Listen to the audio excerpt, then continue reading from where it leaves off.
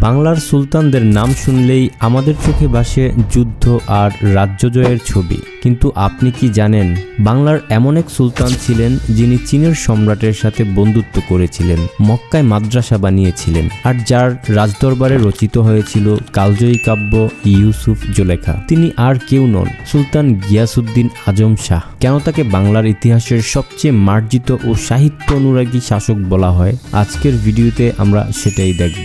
চ্যানেলে নতুন হয়ে থাকলে অবশ্যই সাবস্ক্রাইব করে আমাদের পাশে থাকবেন। বাংলা সালতানাতের গোড়াপত্তন হয়েছিল শামসুদ্দিন ইলিয়াস শাহের হাত ধরে। তারই দৌহিত্র ছিলেন গিয়াসউদ্দিন। স্বভাবে তিনি ছিলেন আবেগপ্রবণ গোছের। মধ্যযুগে গদিতে বসে শাসনকার্য চালাতে হলে আবেগ নিয়ন্ত্রণ করাটাই ছিল সর্বাপেক্ষা জরুরি। অধিকাংশ সময়েই শাসকদের যেতে হতো বিভিন্ন জটিল রাজনৈতিক ও কূটনৈতিক মারপেচের মধ্যে দিয়ে। তাই তারা প্রেম, ভালোবাসা, মায়া, মমতা, বন্ধুত্ব, আবেগ, অনুভূতি, নাচ, গান ইত্যাদি সাময়িক উপভোগ করলেও তাতে পুরোপুরি ডুবে যেতেন না। কিন্তু ভাগ্যের ফেরে এই ঘটনাচক্রের ব্যতিক্রম ছিলেন গিয়াসউদ্দিন। ইলিয়াস শাহের মৃত্যুর পর সিংহাসনে বসেন তার পুত্র সিকান্দার শাহ। সিকান্দার শাহের পর বাংলা সালতানাতের তৃতীয় সুলতান হিসেবে সিংহাসনে স্থলাভিষিক্ত হন গিয়াসউদ্দিন। এদিকে সিকান্দার শাহের পুত্র সংখ্যা ছিল 18 জন। গিয়াসউদ্দিন ছিলেন সবার ছোট। ছোটবেলা থেকেই নিজের মেধার জন্য সকলের দৃষ্টি কেড়েছিলেন তিনি। তার যোগ্যতার উপর পরিপূর্ণ আস্থা ছিল সিকান্দার শাহের, তাই তিনি তাকে সুবর্ণগ্রামের দায়িত্ব অর্পণ করেন। এর ফলে তিনি তার অন্য সন্তানদের নিকট পরিণত হয়েছিলেন বিরাগের পাত্রে।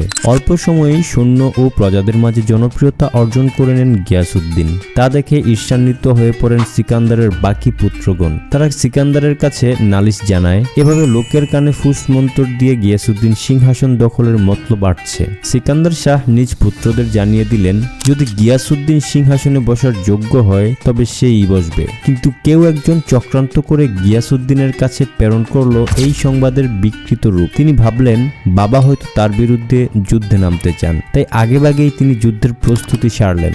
তার নিজ পিতার বিরুদ্ধে বিদ্রোহ করার সিদ্ধান্ত নিলেন তিনি। সুবর্ণগ্রাম থেকে ফৌজ নিয়ে পান্ডুয়ার উত্তরনগরী নদীর তীরে গোয়ালপাড়া এলাকায় শিবির গাড়লেন।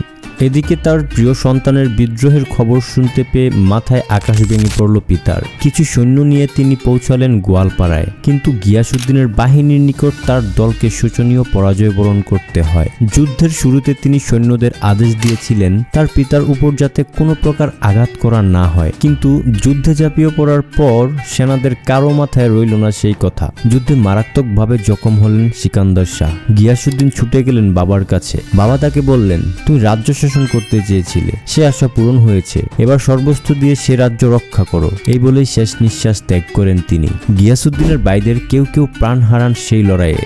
জীবিত থাকা বাকি সকলকে তিনি অন্ধ করে দেন। সিংহাসন সুরক্ষিত রাখার উদ্দেশ্যে মধ্যযুগীয় তা ছিল খুবই পরিচিত একটি প্রক্রিয়া। বাবার মৃতদেহকে আদিনা মসজিদ চত্বরে সমাহিত করার পর পানুডুয়া ত্যাগ করেন তিনি, কারণ এই জায়গা তাকে পিতৃবিয়োগের তীব্র বেদনা স্মরণ করিয়ে দিত বারংবার। সিংহাসনের বসার পর আজম শাহ উপাধি গ্রহণ করেন তিনি। সুবর্ণগ্রামকে পরিণত করেন রাজধানীতে। বাবা ভাই হত্যার ঘটনা তাকে সর্বদাই তাড়িয়ে বেড়াত। ভীষণ মানসিক পীড়ায় ভুগতেন তিনি। তাই তিনি সিদ্ধান্ত নিলেন এসব যুদ্ধ বিগ্রহ ত্যাগ করতে হবে। রাজ্যের সীমানা বিস্তারের খুব বেশি আগ্রহ ছিল না তার। সকলের সাথে বন্ধুত্বপূর্ণ মনোভাব বজায় রাখার দিক দিয়ে তিনি ছিলেন অধিক মনোযোগী। জৈনপুরের সুলতান খাজা ইজাহান মালিক সারওয়ারের সাথে বন্ধুত্বপূর্ণ সম্পর্ক গড়ে তোলেন তিনি। চীনা সম্রাটের সাথেও নিয়মিত চিঠি আদান প্রদান করা হতো। ইতিহাস থেকে জানা যায় 1405, 1408 এবং 1409 সালে চীনে দূত প্রেরণ করেছিলেন তিনি। দেশে সঠিক আইন প্রণয়ন ও পরিচালনায় দারুণ তৎপর ছিলেন গিয়াসউদ্দিন। এই নিয়ে প্রাচীন বাংলায় এক কিংবদন্তি চালু হয়েছিল। একবার শিকারে বেরিয়ে ভুলবশত এক বিধবার ছেলেকে তীরবিদ্ধ করে ফেললেন তিনি। সেজন্য সুবর্ণগ্রামের বিচারকের কাছে নালিশ নিয়ে ছুটে আসেন সে বিধবা। খোঁজ খবর নিয়ে বিচারক জানতে পারলেন অভিযুক্ত সেই ব্যক্তি খোদ সুলতান নিজেই। তিনি বিচারালয়ে তলব করলেন গিয়াসউদ্দিনকে। বিচার কার্যে দোষী হিসেবে সাব্যস্ত হলেন সুলতান। বিধবার নিকট বিনীত ভঙ্গিতে ক্ষমা প্রার্থনা করে তিনি ক্ষতিপূরণ দিতে চান। সে প্রস্তাব মেনে নিয়েছিলেন বিধবা। বিচার প্রক্রিয়া শেষে সুলতান পোশাকের আড়াল থেকে তলোয়ার বের করে বললেন, আজকে আপনি আমার পক্ষে রায় দিলে আপনার গর্দান কেটে নিতাম। প্রত্যুত্তরে কাজী নিজ পোশাকের ভেতর থেকে চাবুক বের করে হেসে বললেন, আপনি ক্ষমতার অপব্যবহার ব্যবহার করে এই বিচার প্রক্রিয়া এড়িয়ে যেতে চাইলে আপনাকেও আমি ছাড় দিতাম না। এই কাহিনী থেকে গিয়াসউদ্দিনের ন্যায়পরায়ণতার প্রমাণ পাওয়া যায়। একবার অসুস্থতার কবলে পড়লেন তিনি। তার মাঝে ভাবনা উদয় হলো, আর আয়ু বোধ হয় ফুরিয়ে এসেছে। তাই তার ইচ্ছে ছিল প্রিয় 3 উপপত্তি তার মৃতদেহকে গোসল করাবেন। কিন্তু অসুস্থতা কাটিয়ে সুস্থ হয়ে উঠলেন গিয়াসউদ্দিন। অন্দরমহলের অন্যান্য নারীরা গিয়াসউদ্দিনের প্রিয় 3 উপপত্তিকে দেখতেন খানিকটা ঈর্ষার চোখে। তিনি সুস্থ হয়ে উঠলে তার উপপত্তিদেরকে লাশ ধোয়ানি বলে টিকা টিপ্পনী কাটতে থাকে বাকিরা। এই বিষয় নিয়ে বেজায় মন ভারী করেছিলেন 3 জন। গিয়াসউদ্দিন তাদের অন্তর্বেদনা দূর করার উদ্দেশ্যে কবিতা লেখার সিদ্ধান্ত নিলেন। প্রথম চরণ তিনি লিখলেন, কিন্তু অজানা এক কারণবশত এরপর থেকে শত চেষ্টা করেও কবিতা নিয়ে সামনে এগোতে পারলেন না। গিয়াসউদ্দিনের সভা কবিরাও বিফল হলেন এই প্রচেষ্টায়। উদ্বিগ্ন গিয়াসউদ্দিন তখন দূত প্রেরণ করলেন তৎকালীন পারস্যের কবি হাফিজের কাছে।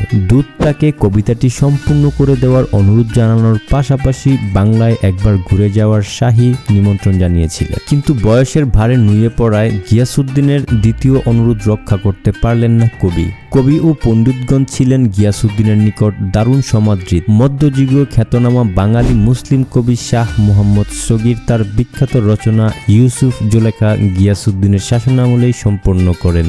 এছাড়াও কৃত্তিবাসের রামায়ণ বাংলায় অনুবাদ করা হয় এই সময়েই। এক সময় বার্ধক্য কাবু করল গিয়াসউদ্দিনকে। বয়স বৃদ্ধির সঙ্গে সঙ্গে ধর্মের সাথে সম্পর্ক ক্রমশ দৃঢ় হতে থাকে। উজির আজম এবং ইয়াহিয়ার পরামর্শক্রমে তিনি মক্কা মদিনায় নির্মাণ করলেন এক মাদ্রাসা। এছাড়াও ওই অঞ্চলের হতদরিদ্র আরবদের জন্য ত্রাণের ব্যবস্থার পাশাপাশি কূপ খনন করা হয়েছিল তারই অর্থায়নে। সুফি দরবেশদের প্রতি ভক্তি শ্রদ্ধার বৈশিষ্ট্য তিনি বাপদাদা থেকে বংশানুক্রমেই পেয়েছিলেন।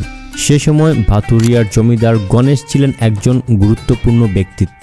বংশপরম্পরায় তার পরিবার ছিল জমিদারির সাথে সম্পৃক্ত। গিয়াসউদ্দিনের অপসারণ প্রক্রিয়া থেকে বাদ যাননি তিনিও। ক্ষমতাচ্যুত হিন্দু কর্মকর্তা ও জমিদারদের প্ররোচনায় গণেশ হয়ে ওঠেন প্রতিশোধ পরায়ণ। তবে তিনি গিয়াসউদ্দিনের সাথে প্রত্যক্ষভাবে সংঘর্ষে জড়ালেন না।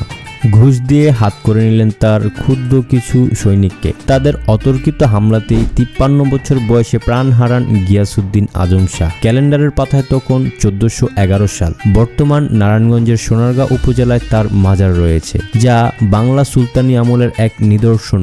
প্রতি বছর বহু পর্যটক আসেন এই মাজারে। এরপর গিয়াসউদ্দিনের প্রয়াণের পর সিংহাসনে অসীম হন তার সন্তান সাইফুদ্দিন হামজা শাহ। তবে তার শাসনকালের স্থায়িত্ব ছিল মাত্র 2 বছর। গিয়াসউদ্দিন তার সাথে দিগ্বিজয়ী বীরের তকমা লাগাতে পারেননি। রাজ্য বিস্তারের তেমন কোনো ভূমিকা নেই। তবে তিনি ছিলেন একজন আবেগপ্রবণ শাসক। মধ্যযুগীয় বাংলায় যা বিরল দৃষ্টান্ত। দেশে বিদেশে বন্ধুত্বের সম্পর্ক গড়ে তোলায় সে আমলে বাংলার সমৃদ্ধ ও সমুন্নত ঘটেছিল উত্তরোত্তর। আজকের পর্বে এইটুকুই থাকছে। আমাদের চ্যানেলে নতুন হয়ে থাকলে অবশ্যই সাবস্ক্রাইব করে আমাদের পাশে থাকবেন এবং আপনার মূল্যবান মতামতের মাধ্যমে জানিয়ে যাবেন আমাদের ভিডিওটি কেমন হয়েছে।